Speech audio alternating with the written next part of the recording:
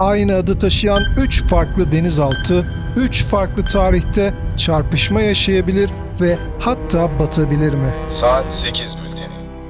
Çanakkale'de, Nara önünde batan, Dumlupınar denizaltısında kalan personelin kurtarılmasından tamamen ümit kesilmiştir.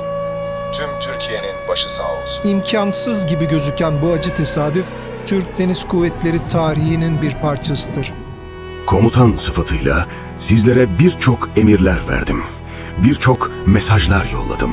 Bu size son mesajımdır. Aziz isimlerinizi tüm denizciler kalplerimize gömdük. Bu videoda 1939, 1953 ve 1976'da yaşanan 3 denizaltı kazası ve Mavi Vatan'da yatan 81 deniz şehidinin hikayesini anlatacağız. Tarih başlıyor. Türk Deniz Kuvvetleri'nde isimler emekli olmaz. Miras olarak yeni gemilere devredilir. İlk Dumlupınar denizaltısı Türkiye'nin erken Cumhuriyet döneminde 1931'de donanmaya katıldı. 1935 yılında İstanbul Haydarpaşa açıklarında yaşanan dümen arızası sonucu bir tankerle çarpıştı. Dumlupınar bu kazayı ucuz atlatmış, Gölcük Tersanesi'nde onarım görmüş ve sonrasında 14 yıl daha donanmaya hizmet etmişti. 1949 yılında hizmet süresi dolarken hem adını hem kötü talihini kendisinden sonra gelecek denizaltıya bırakacaktı. Dumlupınar adı ikinci kez 1950 yılında sahneye çıktı. Amerika Birleşik Devletleri donanmasında görev yapan Balao sınıfı SS-325 Blower, 1950 yılında Türk sancağı çekilerek Türk Deniz Kuvvetleri envanterine dahil oldu. TCG Dumlupınar adı verilen bu denizaltı, bir önceki yıl emekli olan Dumlupınar'ın yerini almıştı. 3 Nisan 1953'te Dumlupınar katıldığı bir NATO tatbikatının ardından Gölcük donanma üssüne dönüyordu. 3 Nisan'ı 4 Nisan'a bağlayan gece yarısı Ege Denizi'ni kat ederek Çanakkale Boğazı'na girdi. 4 Nisan gece yarısı saat 02 sularında Dumlupınar su üstünde yaklaşık 9 knot hızla Naraburnu'nu dönmekteydi. Denizciler arasında kör nokta olarak anılan Naraburnu, akıntının şiddetlendiği ve rota hattının yaklaşık 75 derecelik keskin bir dönüş yaptığı riskli bir bölgedir. Tam bu anda karşı yönden gelen İsveç bandıralı yük gemisi Naboland Naraburnu'nu dönmekteydi. Gemi kaptanı Oscar Lorenzo'nun daha sonra dava dosyasında verdiği ifade şöyleydi: yoğun sis içinde yaklaşan aracı küçük bir motor botu zannetmiş ve manevrayı karşıdan beklemişlerdi. Dumlupınar Kulesi'nde görevli nöbetçi subay çarpışmayı önlemek için Sancak 15 komutunu verdi. Bu manevra denizaltıyı Anadolu yakasına doğru çevirmişti ve karaya oturma riski doğuruyordu. Bu esnada kuleye çıkan denizaltı komutanı komutayı devralarak tam tersi istikamete Avrupa yakasına doğru sert bir dönüş için İskele Alabanda ve manevra mesafesinin yeterli olmadığını görünce tam yol tornistan emrini verdi. Ancak Naboland süratini kesmeden yaklaşmayı sürdürüyordu. Saat 02.10 sularında Naboland'ın pruvası Dumlupınar'ın sancak baş omuzluğuna bindirdi ve gövdede ağır bir yırtılmaya yol açtı. Çarpışma denizaltının en kritik bölümlerinden biri olan baş torpido dairesinin hemen gerisinde gerçekleşti. Binlerce tonluk yük gemisinin darbesiyle çelik saçlar yırtıldı. Baş taraftan hızla içeriye dolan suyun ağırlığıyla Dumlupınar saniyeler içinde Çanakkale Boğazı'nın karanlık sularına gömüldü. Bu süreçte Dumlupınar güvertesinde görevli 8 denizci denize düşmüş ve su üstünde kalabilmek için yaşam mücadelesi veriyordu. Naboland filikaları ve bölgeye ulaşan gümrük muhafaza botu onları bulana kadar yaklaşık 1 saat yaşam mücadelesi verdiler.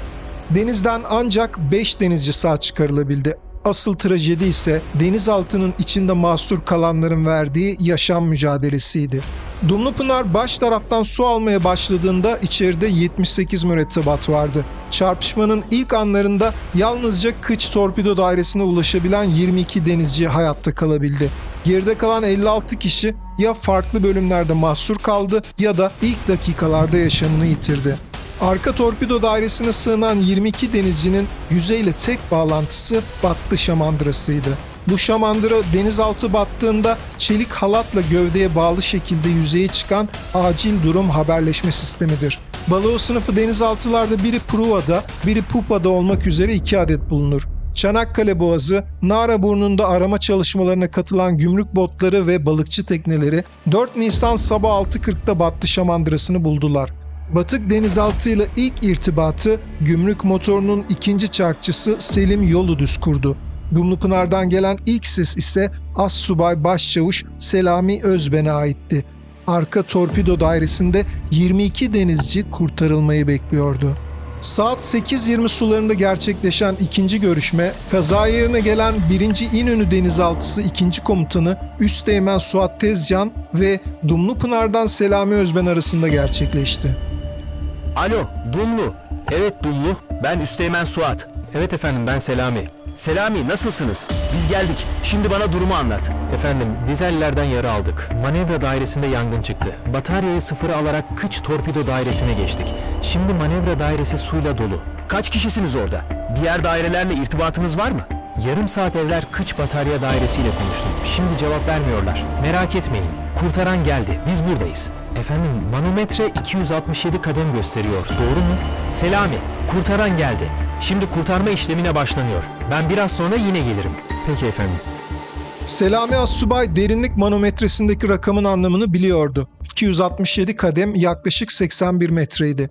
Üsteğmen Suat ise bu bilgi karşısında soğukkanlı davranmış, konuyu kurtaran gemisine çevirmişti. Bir sonraki görüşmede Selami Özben havanın fenalaşmaya başladığından bahsetti. Suat Tezcan ise 2 gün yetecek havaları olduğundan askerleri uyutması, sigara içilmemesi ve ışığın idareli kullanılmasını tembihledi.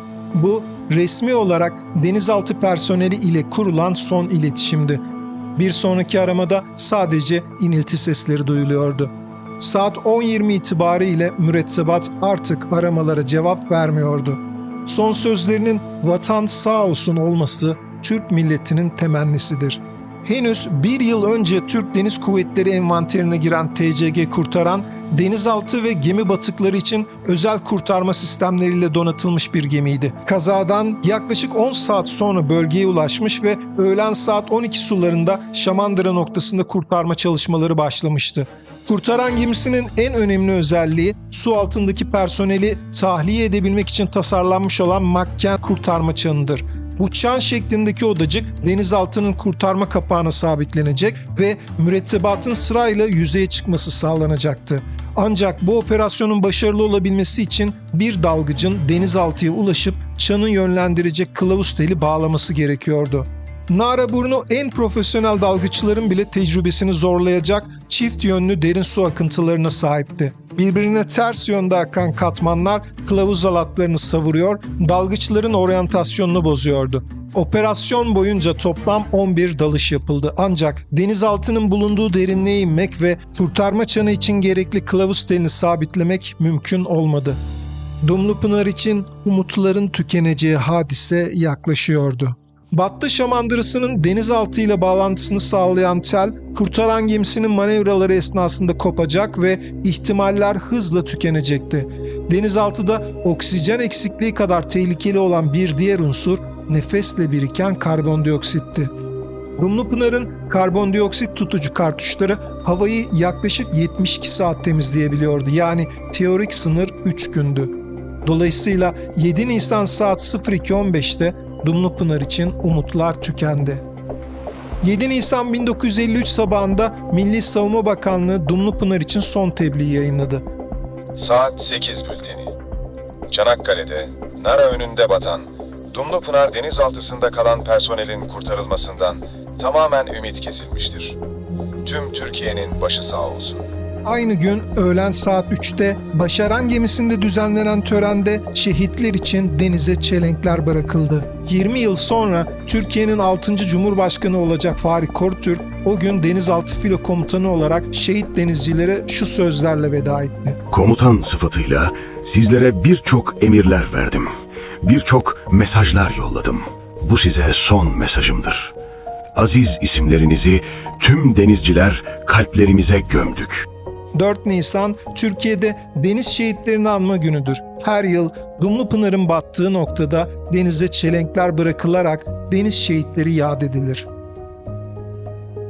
Türk denizcilik tarihinde Dumlupınar adını taşıyan 3. gemi olan S-339 bordo numaralı TCG Dumlupınar 1972 yılında envantere girdi.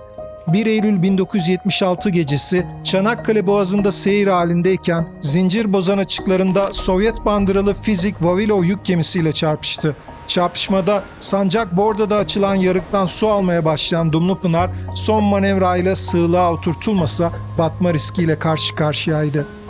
23 yıl önce yaşanan büyük kaybın ardından Dumlupınar adını taşıyan bir başka denizaltı benzer bir felaketi Ramaktal'a atlatmıştı. Kazanın ardından Gölcük'te bakıma alınan Dumlupınar 10 yıl daha görev yapacak ve 1986 yılında donanmaya veda edecekti. Günümüzde Türk Deniz Kuvvetleri'nde isim yaşatma geleneği sürse de Dumlupınar adı yeni gemilere verilmez. Bu yazılı bir kural değildir. Ancak donanma hafızasında Dumlupınar isminin artık huzur aradığına dair sessiz bir kabul vardır. Yorum ve görüşlerinizi bekliyoruz. Bildirimleri açmayı, beğenmeyi ve kanalımızla yeni tanıştıysanız abone olmayı unutmayın. Hoşça kalın.